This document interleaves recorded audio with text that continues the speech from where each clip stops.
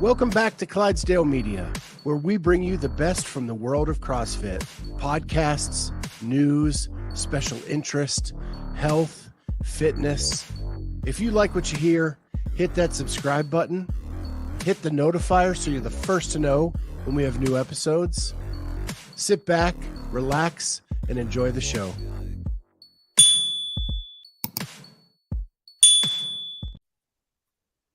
Evening, everyone. Welcome to the Clydesdale Media Podcast Music Edition.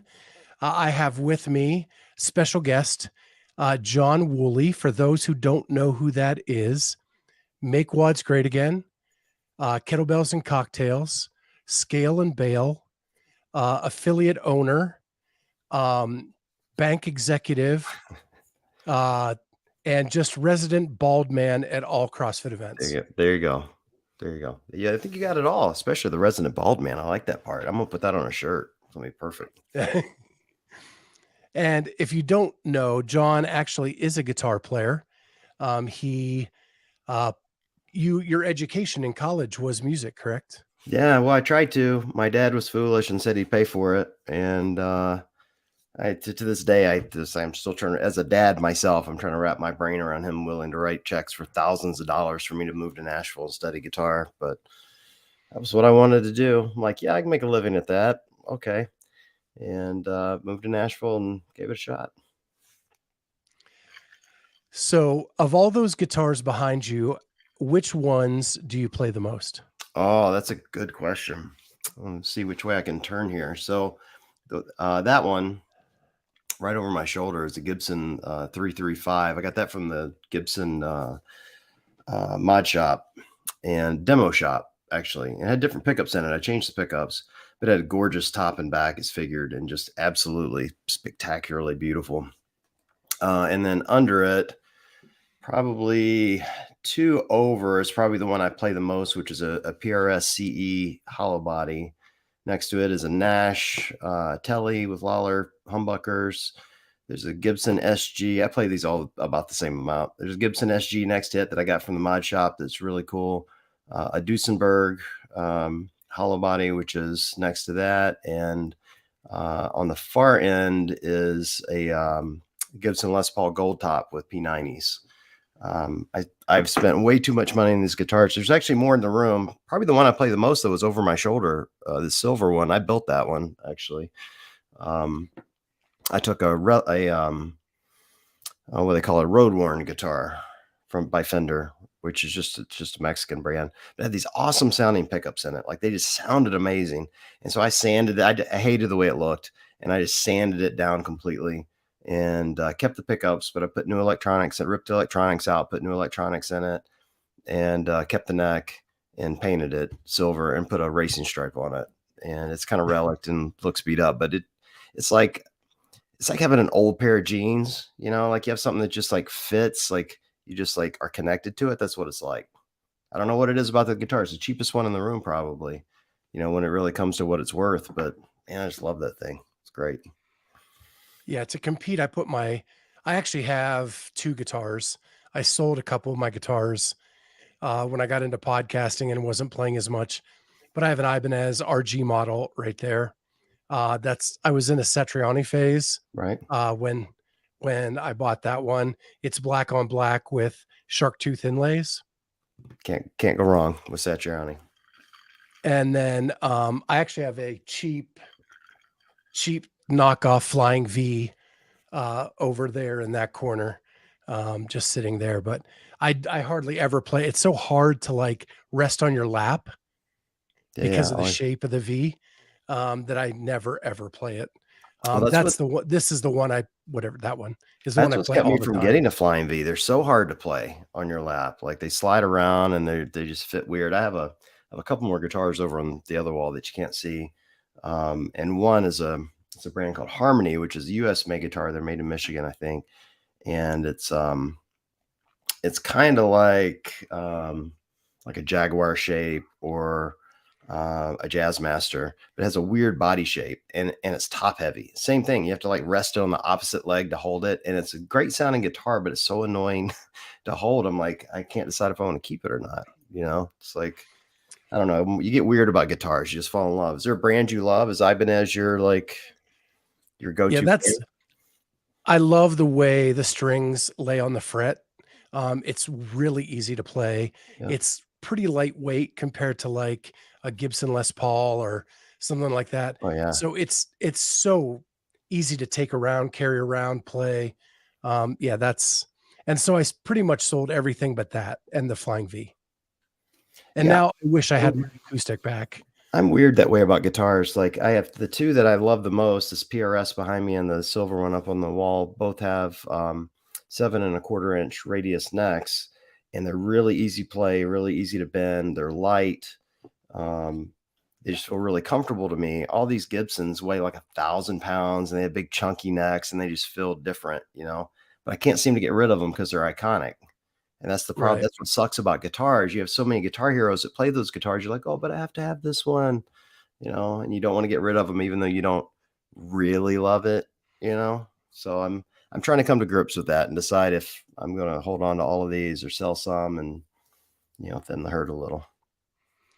Yeah. So we have one question from Seema. Was he in a band? Did he have long hair? Oh yeah, yeah. I had a righteous mullet. I probably have a photo somewhere. I should pull it out. It was great. Now it would be a skullet if I tried to grow it out, so we can't grow hair up top. Yeah, I was in a couple of bands when I went to college. The first 2 years I was there, I played in a country western band because I got a scholarship to do so. They paid for all my room and board. And keep in mind, this is the late 80s, early 90s. Hair metal was all the rage, and I hated it. Like country western then is not what country is now. It was like true country western, so we're playing bluegrass and Hank Jr., and it was terrible. I hated it. And then I was also in, this is really obscure. I was in a Christian rock band, and we played all over the state. Like my parents are insane. They bought me a car at 16, and I would drive like 8 hours down to the coast of Mississippi to play these gigs, and we played to hundreds of kids. We'd play these, moderately big shows, and we built a pretty good following there for a while. And I did that for a couple summers, just tour around. And, I guess that's what gave me the wild urge to move to Nashville and try to be a professional musician, or at least, want to be. Is something really addictive about playing in front of people, getting that immediate feedback and, someone telling you they like what you did. It's like a drug, man. It's crazy. Yeah, I was in a band briefly in the late 80s here in Columbus, Ohio. I had come to Ohio State University on a swimming deal, and I retired and had nothing to do. So I became the lead singer of a band and played rhythm guitar Nice. and had a blast. And it was the hair metal days. We did a lot of hair metal covers, as well as some other stuff, because I like to sing the other stuff better. Not that I have anything against hair metal, but it wasn't my shtick at the time. Oh, hair metal was fun, dude. That was a fun era. Like when you really look back and like look at the videos and some of those bands, it was just like really fun. And you go into grunge that was immediately following, and that was dark and dirty, thus the name, and sad, and, a lot of angst, and not as fun, and also not as many guitar heroes came out of that era for some reason. There's just I mean, a few did, but not as many as did like kind of during that hair metal and earlier stage. Yeah. So let's get back into it, or let's get into it. We're going to count down from 5 to 1. When we're done with 1, we'll mention our honorable mentions. When we're done here tonight, I will make a Spotify playlist on my Spotify account. It is just under my name, Scott Schweitzer. So you can go look for it there. I'll put a link in the description here on YouTube, and as well as all the podcast platforms. But the only thing I'm going to ask John, and we're doing this on the air, but if there is a particular like instrumental that you like of that guitarist, if you could shoot that to me, Sure. I'll find that to put up with them, because most of these people, there's an iconic something about them that made me pick them. And we'll start with you, as you are my guest, with number 5.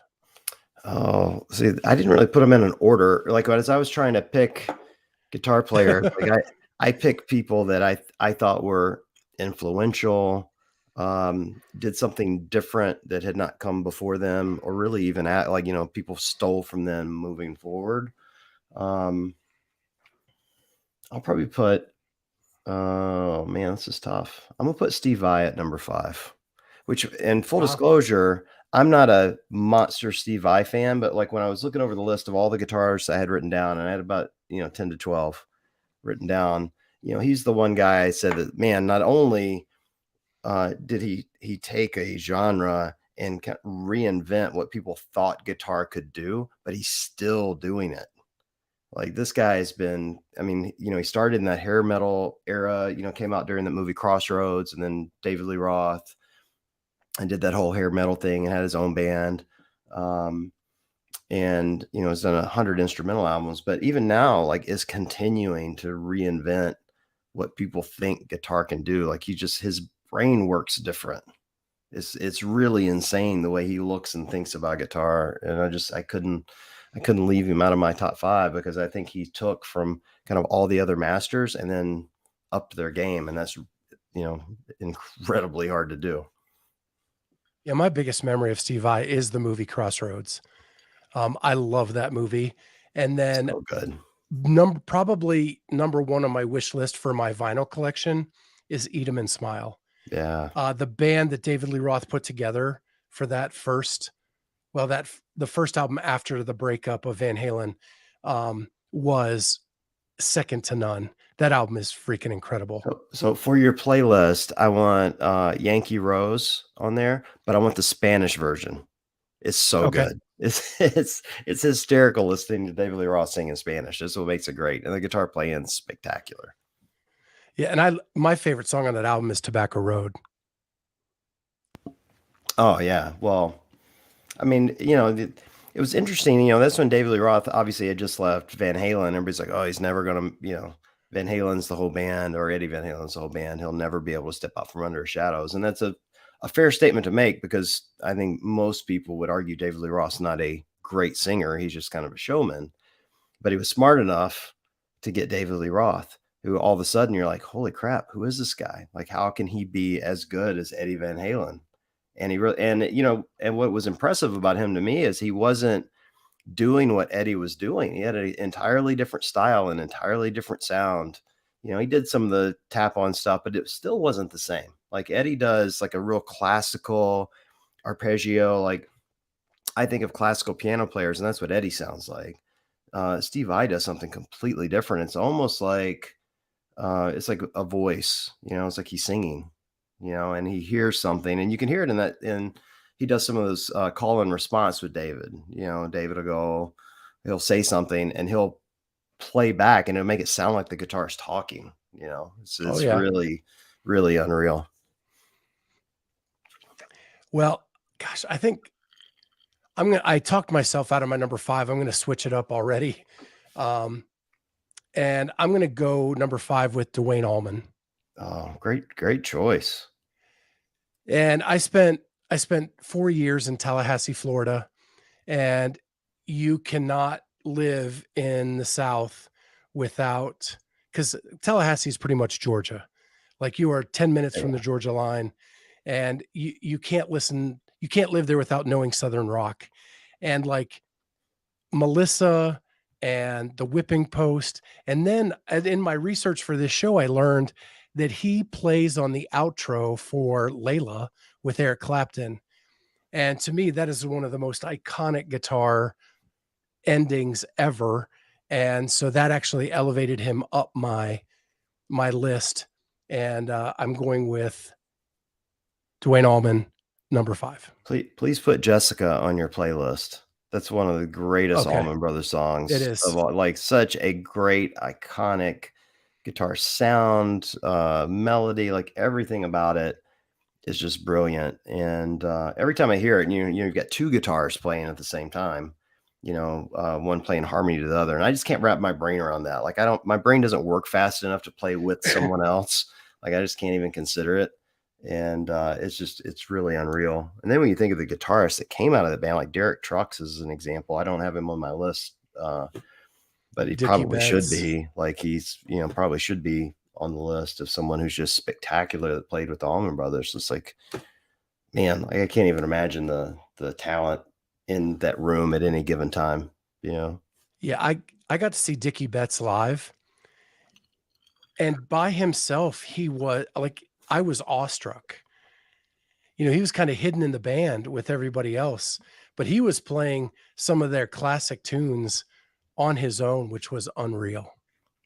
Well, that's And always the he fun didn't thing make when my you see a list. band that's so good, and there's one like Dickie Betts is a great example of someone. I think of the Eagles as another example of a band that had multiple musicians that were spectacular. And you've got one guy that on any other stage would be the best musician in the room, but on that stage, this is the number 3 guy. Yeah. It's crazy. You think getting bands like that together. All right, let's go to number 4. Number 4. Oh, well, you can't have a guitar list without Hendrix. I mean, you just can't do it. I mean, Jimmy, come on. What can you say about Jimi Hendrix, man? Like, who hasn't he influenced at some point or another? And even now, like I didn't get into him when I was learning guitar. He wasn't a thing for me. Like I was hair metal. I was dumb. I was just a dumb kid with a mullet trying to learn Bon Jovi songs. I didn't give a shit about Hendrix. And but now I listen back to it, and he's a blues player, like a real blues player. You could tell, like that's where he learned just the dirty blues. And but what he was doing at the time was so incredibly different and inventive. And then and so you just take that piece alone and say, all right, well, just as a player, he's great. And then you take the gravitas that he came. This is the guy that when the Beatles released Sgt. Pepper, they were in the audience for his stage, and he opens the show with one of their songs, with Sgt. Pepper. Like this guy is just fearless, and that's, as a guitar player, that's hard to do. Like, I think we're all kind of wired with insecurities. That's why you want to be a guitar player. You want to be a guitar guy. You want people to worship you, and this guy just, I don't know, he just had it, and you think of all the amazing songs he left behind that people have covered over the years. I mean, it'd be easy to say Purple Haze being one of them, but, there's just a list of songs that people have, not only covered, but just can't replicate what he did. And then, you throw in the obvious fact, he did it all left-handed on a guitar, not built for a left-handed guitar player, just, which is also, by the way, why I was able to get that sound and nobody could figure it out. Guitars True. aren't built that way. Like you flip it upside down, the pickups aren't designed for the strings to be in that order. So he's got it upside down, and everybody's like, why can't we get the sound? That's why he's got the guitar upside down. It's brilliant in every single way. And you just can't have a list without him. He's the man. Yeah. For me, like I missed it. I missed the whole Hendrix thing. All I knew was Purple Haze. It was so psychedelic for me when I was a kid. I was like, I just don't get it. And it wasn't until way into college, maybe even later, that I heard like Foxy Lady and All Along the Right. Watchtower and all of that, where then I was like, okay, now I get what the fuss is about. But I had missed that boat for a very long time. Well, you go through the list of songs, like I'm looking up the songs now. All on the Watchtower, Purple Haze, Voodoo Child, Hey Joe, Little Wing. Oh my God. Like if you said, John, you got to pick one song that you got to stick with forever, that's going to be on the list. Like, absolutely. Foxy Lady, Crosstown Traffic, Fire, Wind Cries Mary, Red House. I mean, and then, and he died at 27. That's what's really crazy about it. Like, you go through all the songs, go, oh my God, like all of these songs are ridiculous. And he died so young. Imagine what he would have done had he lived to, 50 or 70, or, this guy could still be alive today. Potentially, Yeah. it's that's the tragic part of Hendrix, is that, it's kind of like, you think of Cobain as an example, of someone, like the big what if, like had they lived, what would they have done? And it just breaks your heart because the guy released a ridiculous amount of incredible music in, roughly 3 or 4 years. And, give him another decade, there's probably nobody going to touch him. It's just unreal. Yeah, I totally agree. So my number 4 is also because of the bluesy sound that he creates. If you're a child of the 80s, you probably aren't familiar with the bluesy part of what he did because he was a little bit different in the 80s than he was in the 70s. And that is Billy Gibbons from ZZ Top. Oh, look at you. Gib, that's a good choice. ZZ Top's badass. 70s ZZ Top is unquestionably my favorite era of their life. I like the 80s stuff, but LaGrange and Tush and Head in Mississippi and very bluesy stuff. And for a 3-piece band to put out the sound that they did blew me away. Yeah, and their stuff's interesting. Like I try to play ZZ Top. They're easy to, it's like kind of easy to learn, damn near impossible to replicate, if that makes sense. Like it's not overly complicated music, but man, they've got that sound perfect. And it's hard to steal that, man. Like, yeah, that's a good band and so many hits. And you're right, like they were different in the 70s and the 80s. The 80s, they were a little bit of I hate to say they were a novelty, but you know, the beards and the cars, and you know, MTV was in its prime, so they're putting beards on the guitars themselves. You know, it was kind of goofy. But One of the funniest things I ever saw actually was Slash and Conan O'Brien back when Conan was like really, really funny. And he took Slash guitar shopping at garage sales. And they went to this house of this major hoarder, and they were looking for an amp. And the guy was selling one of those like pocket amps that you hook onto your right. belt. And Conan goes, can we try it out? And Slash plugs in his Gibson Les Paul into this little mini thing, and he starts playing bum bum bum bum bum ba-da-da-da-da. And Conan goes into the camera, and it just cracked me up. Here they are in this hoarder's house. The guy doesn't even have a shirt on, and it was just the best. But I love that song. Yeah, that's amazing. You know, Conan plays guitar. He's not very good, but he plays. Yeah. Yeah, that I would put myself in that category as well. Well, I'd put myself in that category, particularly if you got to play with Slash. I mean, Slash isn't in my top 5. He made my overall list, but I wasn't going to put him in the top 5. But I can't even imagine like having to play guitar in front of someone like Slash. I'd be like, no, I'm good. Yeah. My hands hurt. I hurt my hand doing pull-ups today. Sorry, can't do it. Cannot do it. That was a question I was going to ask you. When I first started CrossFit, I couldn't play guitar as much because my hands were so sore, and I was always ripping open, and it hurt to play guitar. I haven't had that problem. Well, you're a much better guitar player and CrossFitter than I. Yeah, well, I wouldn't go that far. I've never really had that problem. I think, you know, early on when I started, I probably wasn't playing as much as I was now. That acoustic that's behind me was the only guitar I had at the time. And so I was playing one guitar. I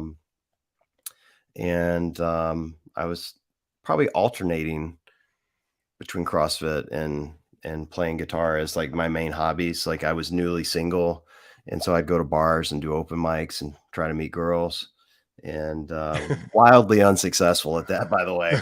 Also wildly unsuccessful at CrossFit. But you know, where was the mullet length when you were doing the open mics? No. I was totally bald then.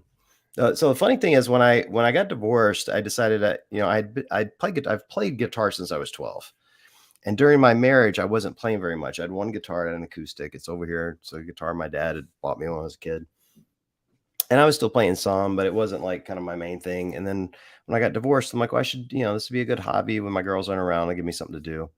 And I went and bought that Martin and started playing open mics, and realized I could kind of sing and meet people. And I made a whole new friend group, you know, not that different than CrossFit. Like when you start doing these open mics, you run into, you know, kind of the same people place over place. You start building friend groups, and there's a real community behind it. And it was a lot of fun, you know, and, you know, that's why it was similar to CrossFit is there's a lot of support, and we'd go see each other and, you know, root for each other and request songs and whatever. And, you know, you do meet new people, and, yeah, so that was like kind of how my journey back into guitar was after the divorce. And then, in the last few years, I've gone ridiculous in buying all these things, but I've never had the problem of CrossFit getting in the way of like, hurting. Occasionally, you have a scrape or something, but nothing that's seriously impaired it. So, all right, let's hit number 3. Number 3, you cannot do this list without Eric Clapton. Can't do it.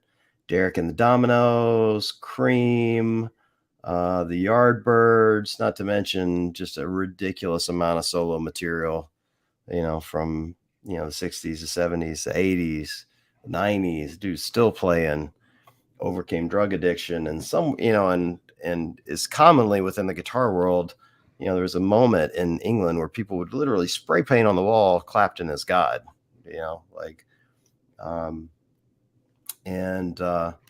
what's interesting about him, like people would replace him in bands would become guitar gods. That's how good he was. He would make people after him would be great,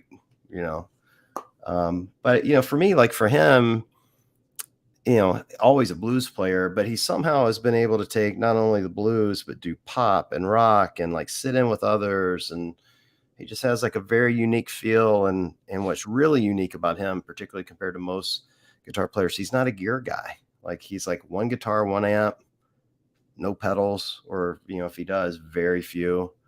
Like if you were in the room with me, you'd see there's like 1,000 guitar pedals in this room and 3 or 4 amps. This guy, like he gets his tone out of a guitar plugged straight in, and it's kind of unreal, and when you hear it, you know who it is. That's what's interesting about him. You can listen to the Cream albums, you can listen to, his solo stuff. And when you hear it, you're like, Clapton, you can just tell, just amazing. So I can't have a top 5 without Clapton in it. Yeah. First to answer Nick, I quit cocaine a long time ago. I understand why you might need that to do the list, but no, I get it. The song Cocaine is a great guitar song. Isn't it? Oh, so good. I had Clapton on my list. I didn't put him in the top 5. I really beat myself up over this list. I tell you, he was really sitting at the 6th position. I wanted to put him in. I just was trying to be different, I think, and come up with some people that I like that aren't as known. But I love Eric Clapton. I had a phase probably sometime in college where that was a lot of what I listened to, was just all of Clapton's bands, just a ton of it. Oh, Clapton. The interesting thing about Clapton is everyone has been influenced by him.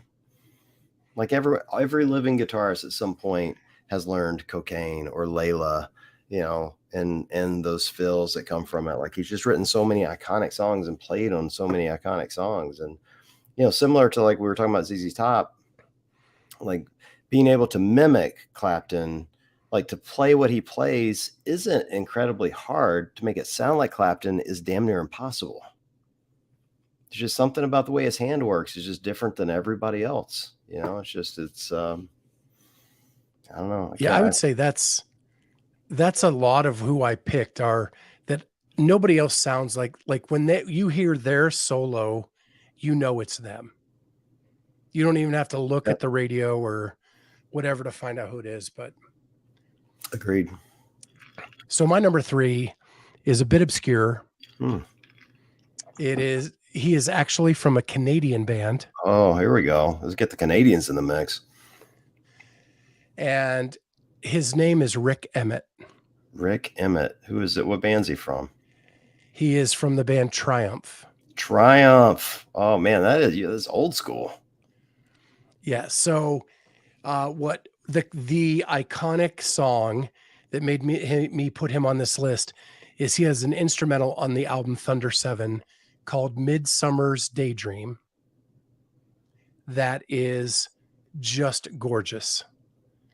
And then there's another instrumental on there that's very bluesy, and it shows his range from, because the one is an acoustic solo, the other is this bluesy kind of hard rock. And then Triumph, the band itself, was a harder rock band.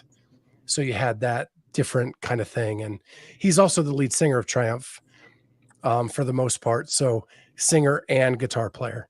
And Triumph was one of probably in my top 3 bands in high school. How old are you? I am 53. All right, we're the same age. There, I was just say because this is a little bit before my high school. Like we're basically the same age, but they were.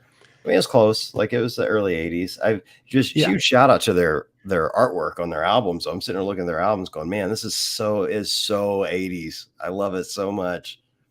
So I was influenced by my swim coach. My swim coach was probably their biggest fan, and he would play their music while we were swimming. And then so I went back and discovered the back catalog, and then they did put out a couple albums in the mid 80s. Probably not stuff that many people in the States would know, but huge hits in Canada. I feel like I need some photos of Swim Team Scott. I don't think I've ever seen them. I don't know how I've missed this somehow, but you've mentioned your swim team twice now. I'm like, damn, I need some Swim Team Scott photos. There's a lot out there. I'll share my mullet photos if you share the swim team photos. I think that'd be fair. I had a mullet too my senior year. Did you?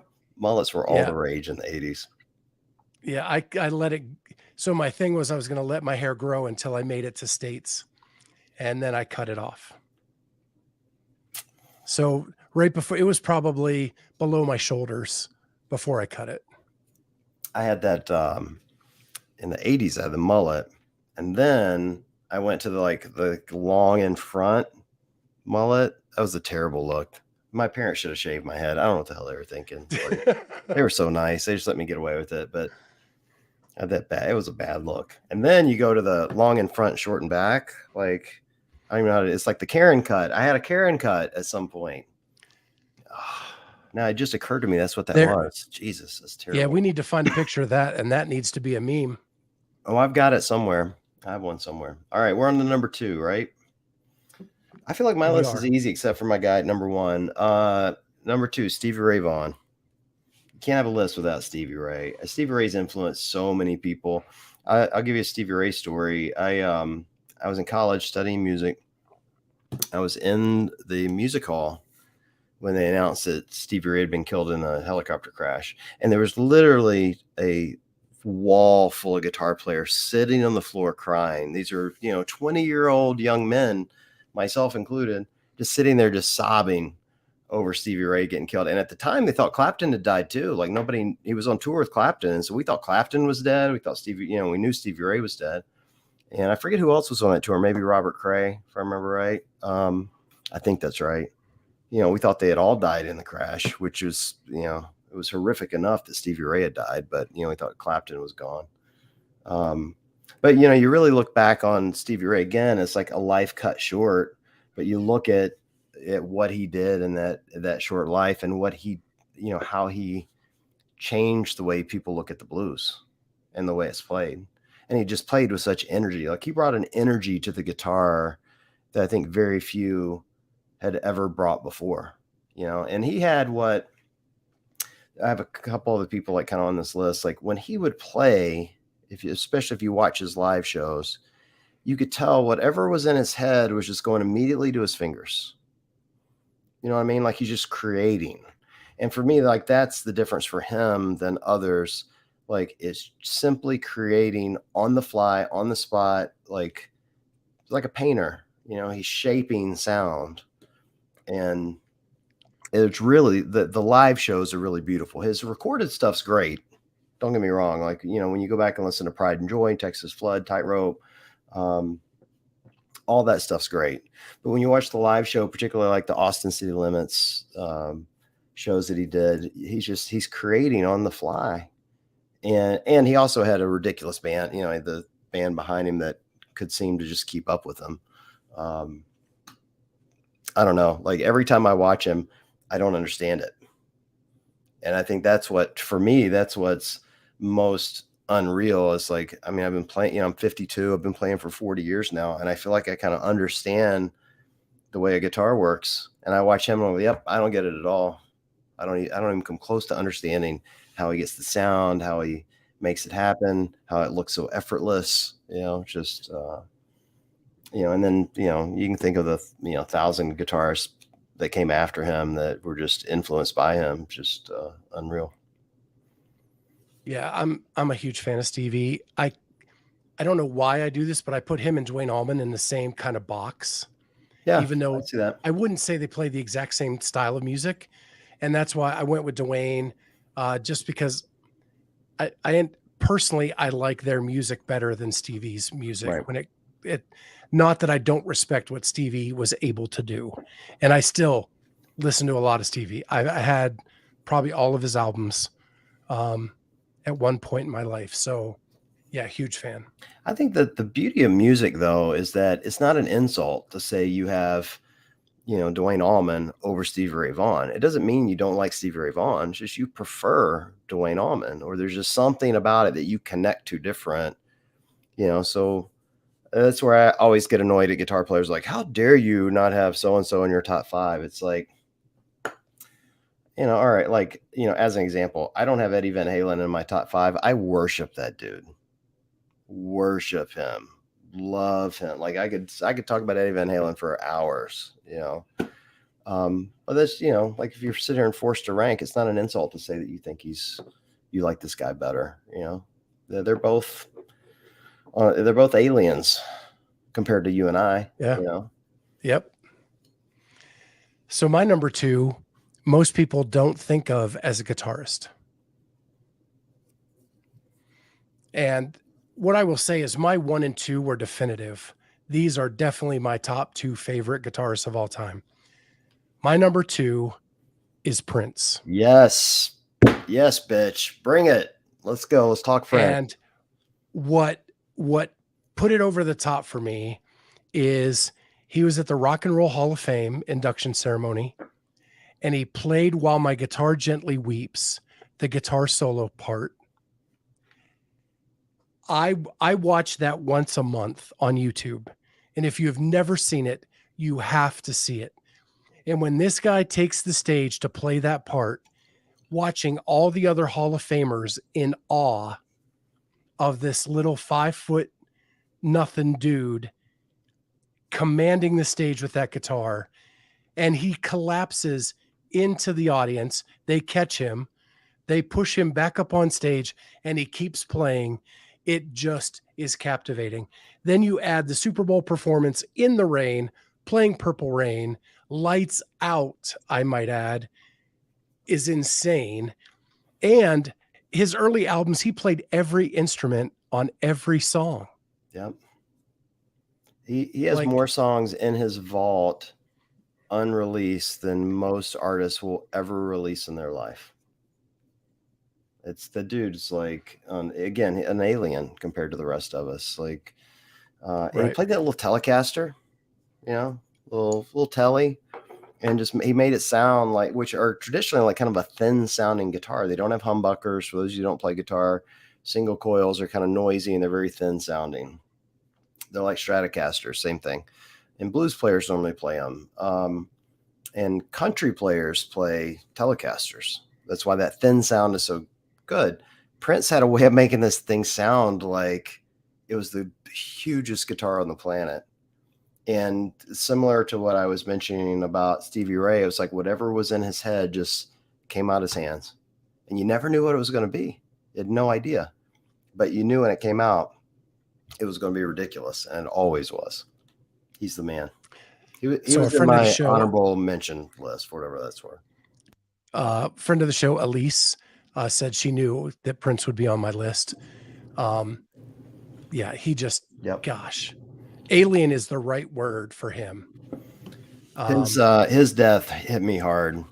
There were 2 or 3 people that died young, and he hit me hard because he was so talented. And you can go back to his albums and see it. See him as asking would he be good without theatrics. His music stands up on its own.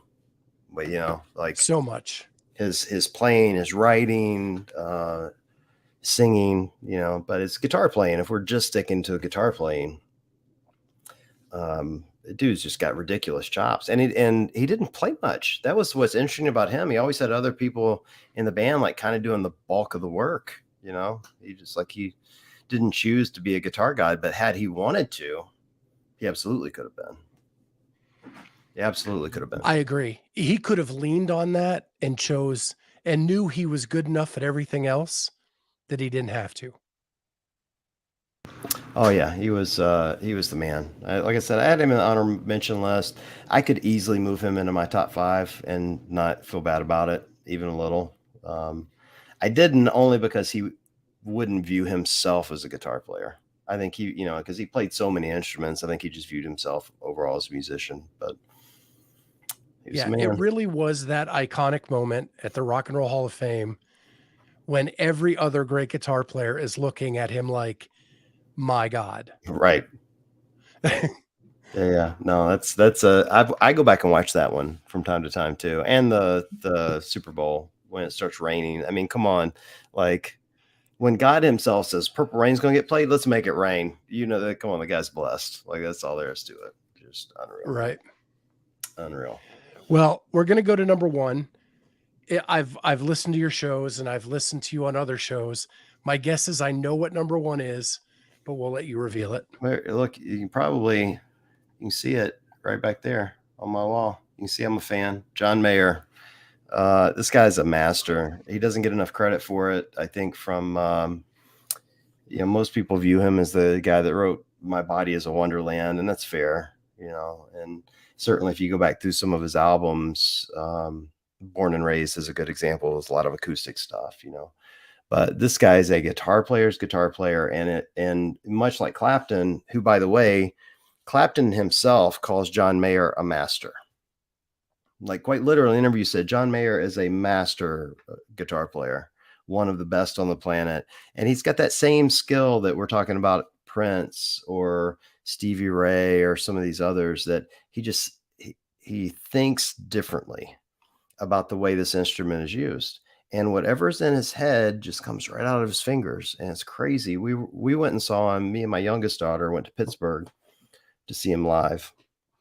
And it's hard to describe what his guitar tone sounds like in person, but it's so different than the albums. It's like this God sound, like it just blows your socks off. It's so incredible.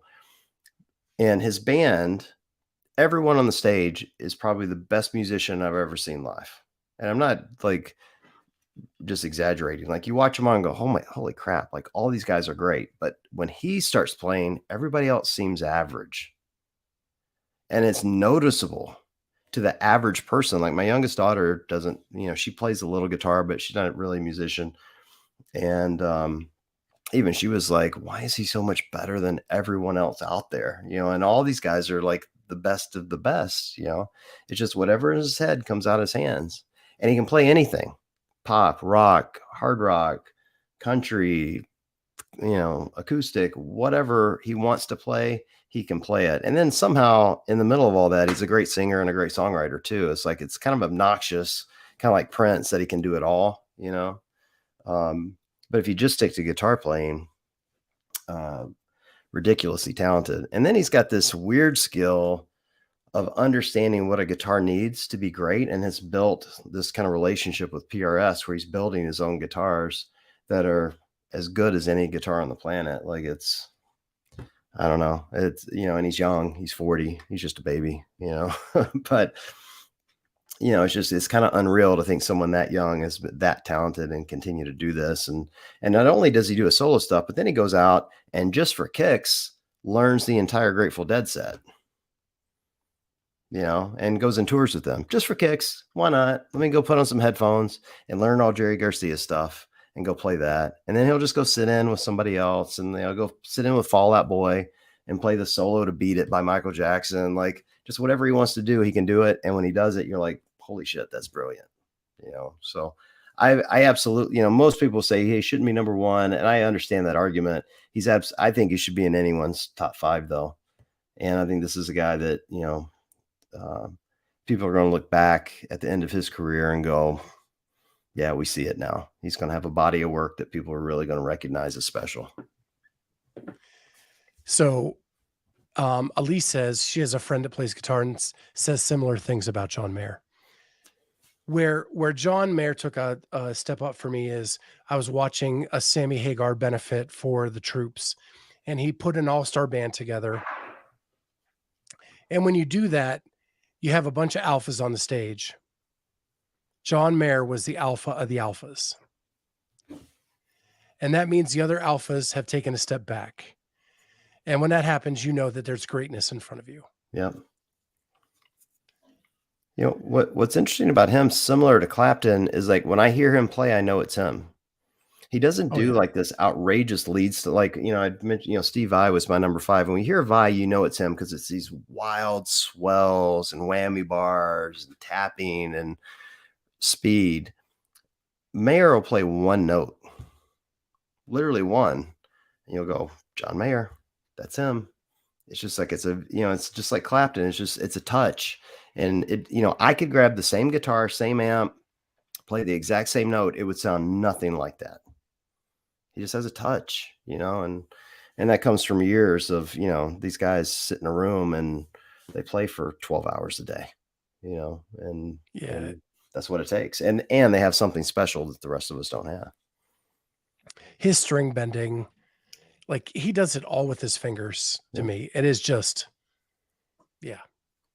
through the roof. So I'll get to my number 1 because just like you, I'm sure most people know who mine is.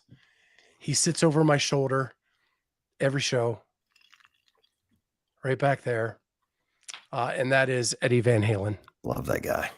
Love that guy. And the reason it's Eddie Van Halen is the first time I heard Running with the Devil in that opening, I didn't know a guitar could make those sounds.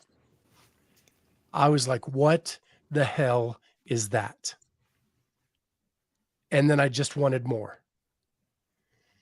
And just like the other people we've mentioned, the minute Eddie Van Halen starts to play, you know it's Eddie Van Halen. Yep. That brown sound that he's made famous over the years, the fingering technique. I actually watched a YouTube video where he was at a college campus teaching why he did what he did. And he's very classically trained. But he wanted to be different. And he developed this fingering technique. He said that people would use to accent their songs, and he wanted to use it to play the melody. And it has made him an icon. As a guy who runs a meme page, Scott, you can't keep talking about fingering techniques and expect me not to make a joke. I'm just going to throw that out there. Yeah, what's interesting about him is, his sound evolved from the 70s, until when he passed, a year or so ago. But he always stayed kind of true to his original roots. Like he continued to grow, and his, the albums changed over the years, but you could always tell it was him. Always, and he said, similar to what I was saying about Mayer, like he said, and he played, probably his most famous solo, ironically, was with Michael Jackson on Beat It. And the second you hear it, it's him. It couldn't be anyone else. He's just right. Talk about someone who inspired hundreds of thousands of guitar players. And what I loved about him is that he was fearless in finding his own sound. Like, I don't think the average person understands what he went through. Like he built all his original guitars. It wasn't like he was just buying them off the shelf. Like he's putting these things together and tweaking every little thing to get the sound exactly the way he wanted it. And he continued to do that his whole life. It's just once he had more money, he was doing it through companies, but in the early days, like he's quite literally drilling a quarter onto his guitar so the whammy bar would move a certain way.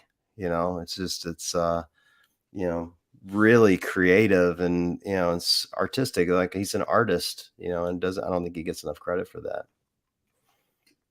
So this is the second time that we've done a top 5 where Eddie Van Halen has been number 1. The first time was best albums of all time. Van Halen 1 is my favorite album of all time, and that is where I discovered Eddie Van Halen.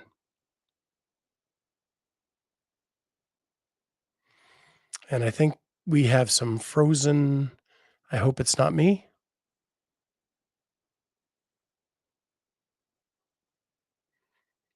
I still have good readings.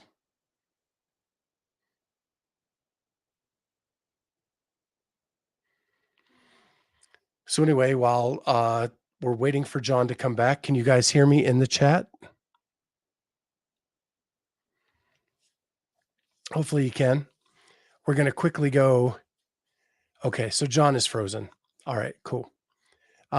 So once we finish this, my tribute to Eddie Van Halen, we'll get John back, and he's coming in on a second And I'm device. back. Now I'm There we on the go. original invite. My computer just like randomly just booted. I don't know why. So fortunately it's a Mac, so it's really quick to boot. So I apologize. That sucks, dude. Anyway, Eddie Van Halen, you were saying Eddie Van Halen, second time number 1 on your list. Yeah, I did a top albums of all time with Phil Mansfield. Van Halen 1 was my choice for number 1 album. Now Eddie Van Halen makes top of Guitarists. Well deserved, to say the least. I'm excited to hear your honorable mentions though, because you had some interesting names in your top 5. Yeah, Wad Zombie, Nick. He's been to Eddie Van Halen's house before, not to hang out. His toilets were clogged. Nice. Bruce can't wait for the Spotify playlist. And they're just asking Nick if he's a plumber. So my honorable mentions, I'll just hit a couple. If you name them, I'm going to take them off. Okay. I had Brian May. He's at number 1 on a lot of people's lists. He's not even on my list, but he's a lot of people's number 1. And you may appreciate this. The reason I had Brian May on my honorable mention list is I wanted to learn the song One Vision from Iron Eagle. Yeah. And the spread on that rock chord that he plays is insane. I had to like warm up my fingers so much just to come close to playing that song. Well, he's a ridiculously great guitar player. And come on, Queen, one of the greatest bands. Like if this were a show on top 5 bands, Queen would have been certainly in the discussion for me of whether they'd be top 5. I mean, he's correct. So Brian May, Neil Schon, however he's pronouncing it these days. Journey. From Journey. Still playing, Angus by the Young. way. Yeah. Angus Young from AC/DC. Mm-hmm. And then I put Angus and these 2 other people in the same box.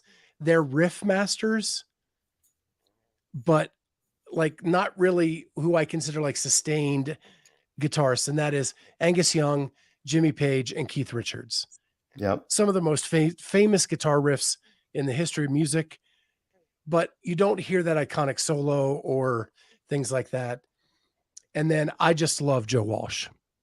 Oh, Joe Walsh is the man. He is the man. And the minute you hear him, you know it's him. Well, that's what I was mentioning earlier. Like Joe Walsh is a great example. You put him in the Eagles where you have 5 amazing musicians. He's just another musician in the band. You put him in any other band on the planet and he's arguably going to be the best guy in the group. You know, like he's ridiculous. And the last one I had on my list was Tom Morello. Yeah, he's on my list. He's probably the one person from the 90s that I pulled in. He's just so different than everybody else. Yeah, Tom's Bruce a Wayne sound. said he had to warm up his fingers too, but not for the guitar. No comment. Yeah, Morello's for me is more of a sound than a player, but he's on my list in the honorable mention because of that. Like everyone I put in my honorable mention, like made some sort of contribution to music that made it different, made people think differently around the way the guitar was played. And I think that's what Morello brought, both with Rage Against the Machine and Audioslave, is that you just had to think differently around what the guitar was doing. Particularly in Audioslave. I know Rage Against the Machine was his, kind of his main gig. When you listen to some of the Audioslave stuff, I have trouble figuring out what's guitar and what isn't. It's like what he does is so unique and different. And the sounds he's getting out of the guitars is really crazy. And then his rhythm, like he might as well be a drummer. That's how good his rhythm is. Like it's just, I try to learn his stuff. I can't, I'm just a bald white guy. I don't have good rhythm. I can't do it. I just can't make it happen. He's the man for sure. Yeah, he's probably on there more for Rage Against the Machine than Audioslave. Yeah, I think he got a little experimental with Audioslave, like you mentioned. But the Rage Against, and as a singer, I hate Rage Against the Machine singer. Like if they had a different singer, they'd probably be one of my favorite bands ever. because of the sound that they produced. Right. But I love the music behind Rage Against the Machine. Yeah, they're an interesting band to say the least, and certainly cutting edge and different. I had in my honorable mention, I picked people that I thought, like I said, made a big contribution. BB King. If you get an entire portion of the guitar neck named after you, so there's a thing called the BB box, and I don't have a guitar in my hand or I'd play it, but when you hear BB King play, he had kind of a riff that he played a lot that he was known for, and in guitar circles called the BB box. And if you're playing it, you're like, yep, that sounds like BB King. You particularly hear it in The Thrill Is Gone, is a song where you hear it a lot. He was one that he had, similar to what I mentioned, some of the others, it was just something about the way he held the guitar and played it just in his hands. It was nothing to do with the amp. He played a 335 like that one behind my shoulder. I think it may have been a 339, but without the F holes. His was solid body, and just got a sound that nobody else could get. I had The Edge from U2. Again, like kind of a cutting edge, no pun intended, sound, particularly with delays and rhythm. Didn't play a ton of lead, but carried the entire band. So like U2 is my favorite band. It hurt me not to put him on the list. Well, he's been one of my favorites for a long time. Like when you listen to the band U2, if you just play one of those songs and most of them start with guitar and there's a delay, like it's him. You're like, oh, that's The Edge. Like there it is. I had Slash on my list of honorable mention. Didn't come close to my top 5. I only had him in the honorable mention because he is a guitar player's guitar player. Like he's like we are on the show. He could come on the show and talk about 100 guitar players he loved, and he collects guitars and has 100 guitars. Like he plays because he loves guitar, not because he's a great player. And he is a great player. And again, kind of like we'd mentioned with Eddie Van Halen and some of the others, he can sit in with others and you can hear him and you go, yep, that's Slash. I don't have him in my top 5 or kind of even close to that because I think it sounds a little one-dimensional for what he does. I think like when it's Slash, but he's not necessarily creating new genres. But I love the dude. I just love him. I love Guns N' Roses. I love his stuff post Guns N' Roses. Yeah, Velvet Revolver was the shit. Oh, him and Miles Kennedy together are great. Dude, don't get me started on Miles Kennedy. I love that dude. So good. And then my last one was, truthfully, would have been top 5 had he lived, was Randy Rhoads.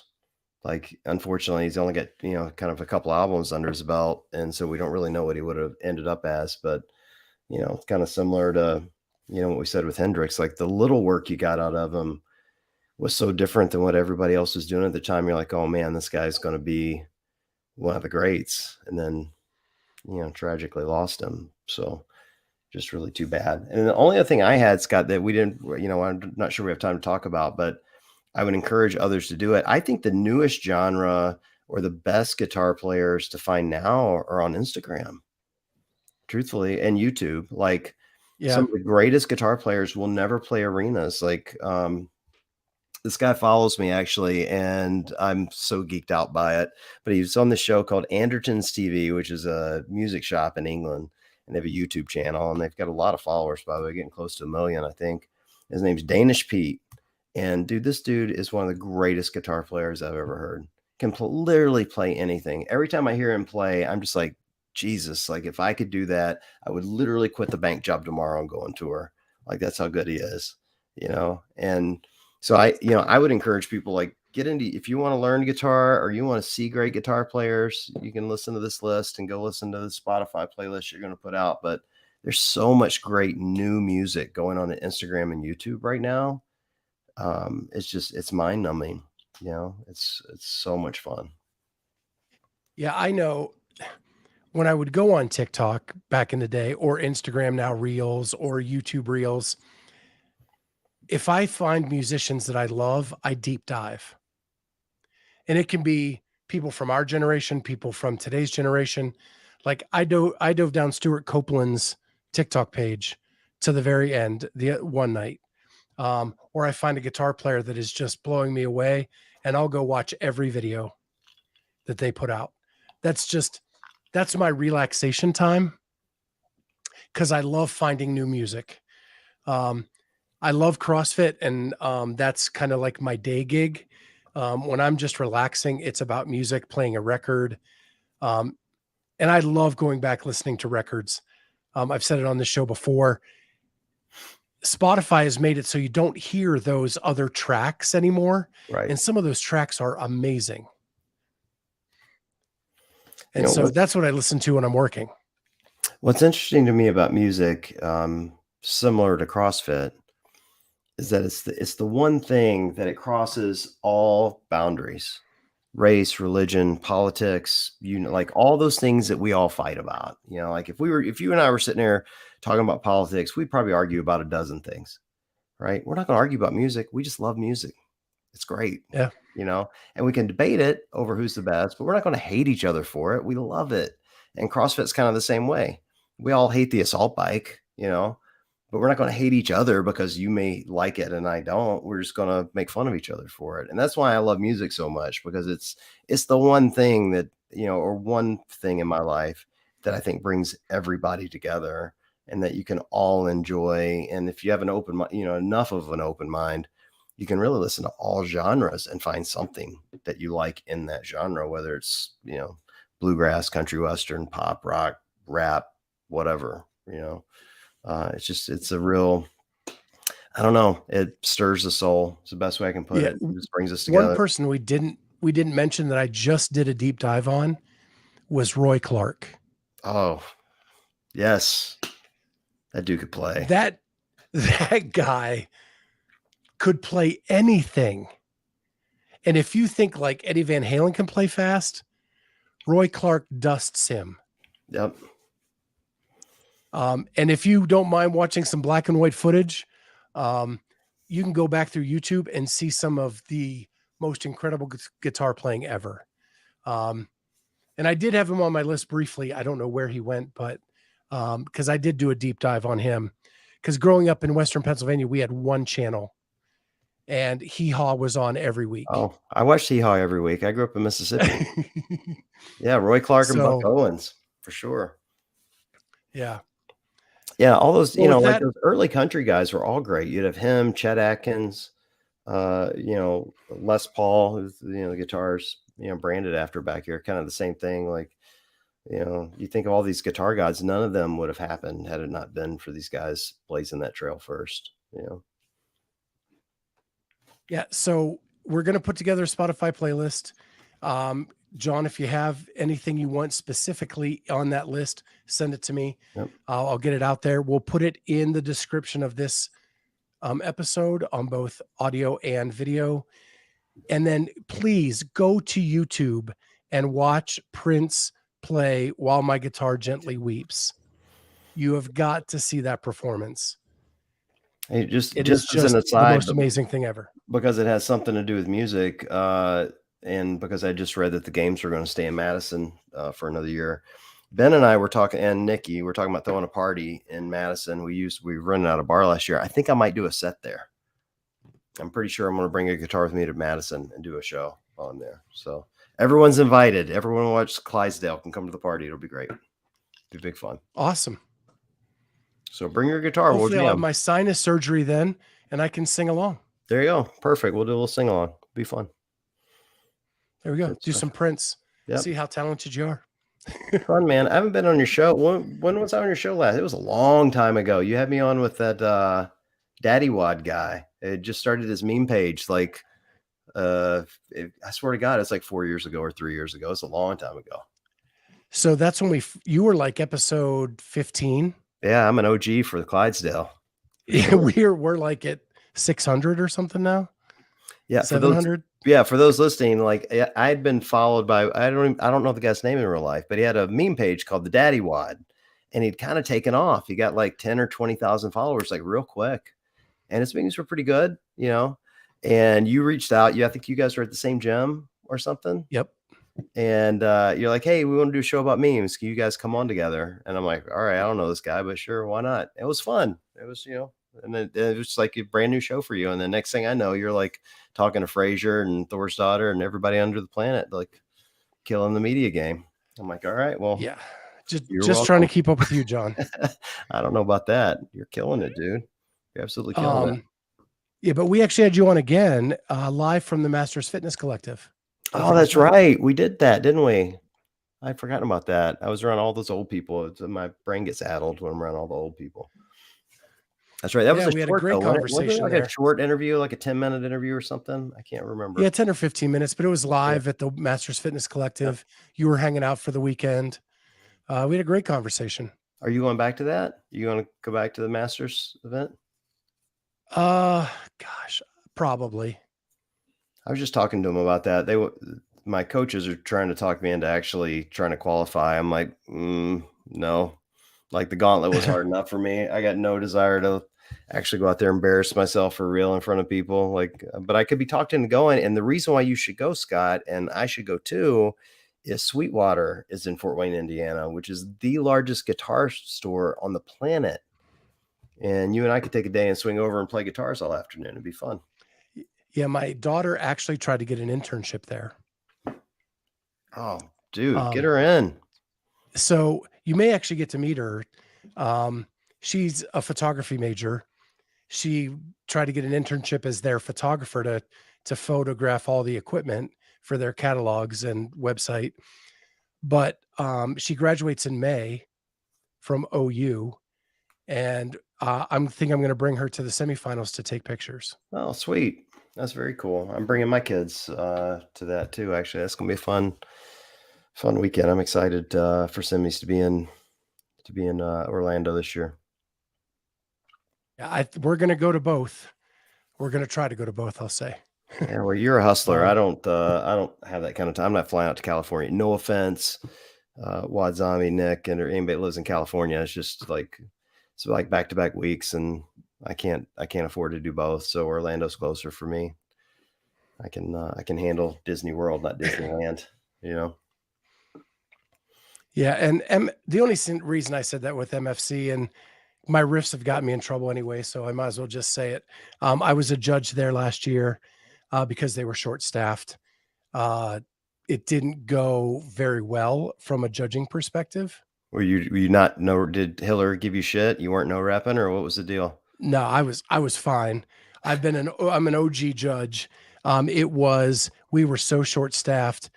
We were there from 7 a.m. until 9 p.m. No breaks, no food.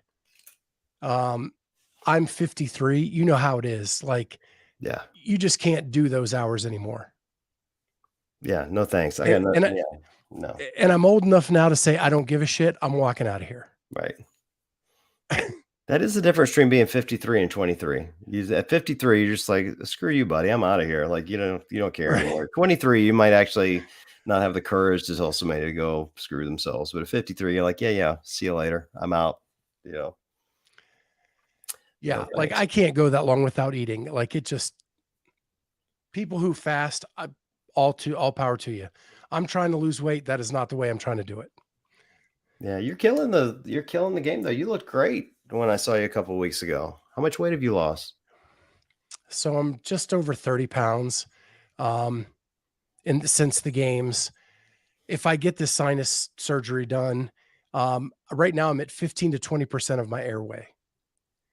If I get that back, I'll actually be able to increase my intensity of my workouts again. For sure. And that's what I'm looking forward to right now. That's great, dude. 30 pounds is a lot. I mean, that's hard work. Congratulations. Like, you're killing it. Yeah, we're trying.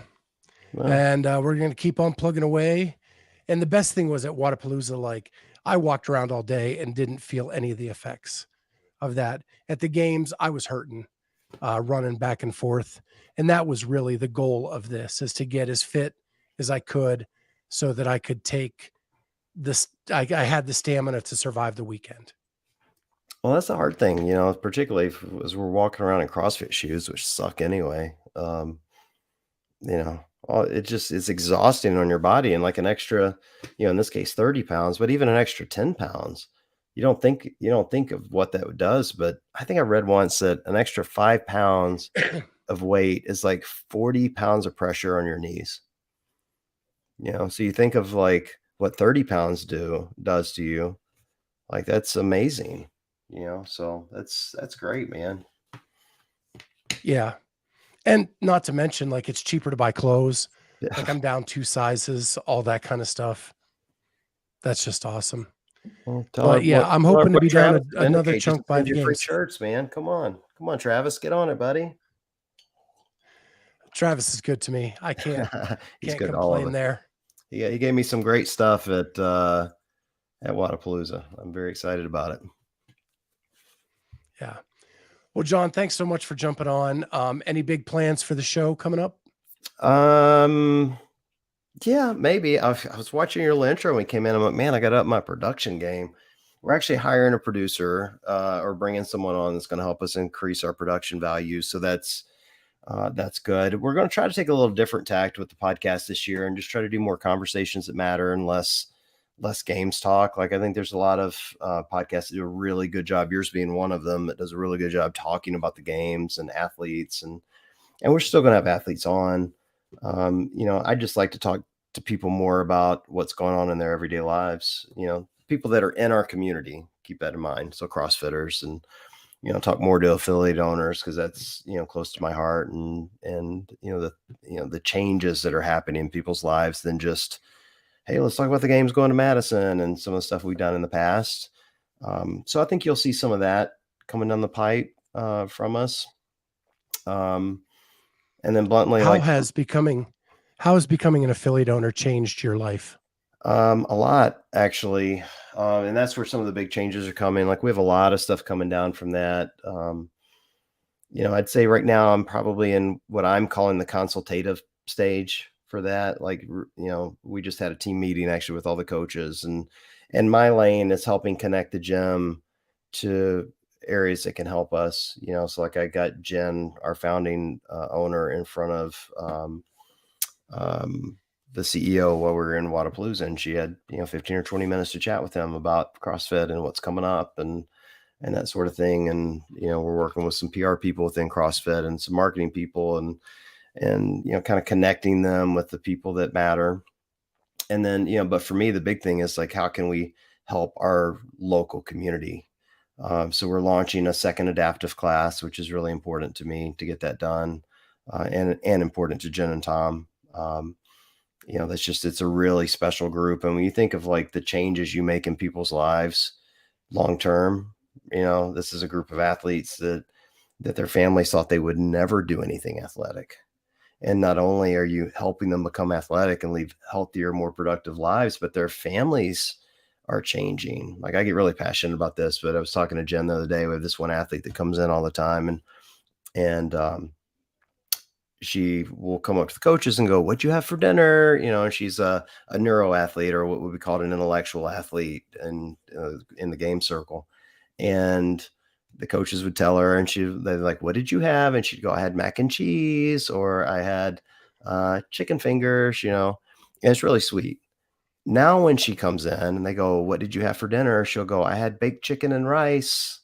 I had baked salmon," and you think about that, like what a lifestyle change for this person and for their family, her caregivers that are having to prepare these meals that are now also eating that. And dude, it's so humbling when you think about it. And, so for me, it's just, how can I help build this gym out to help the Chagrin Falls community be a healthier, more productive community? And how can we give back more and do fundraising for local charities and change people's lives? And, somewhere along the way, I'll make some memes and do some funny stuff and a few podcasts here and there. But,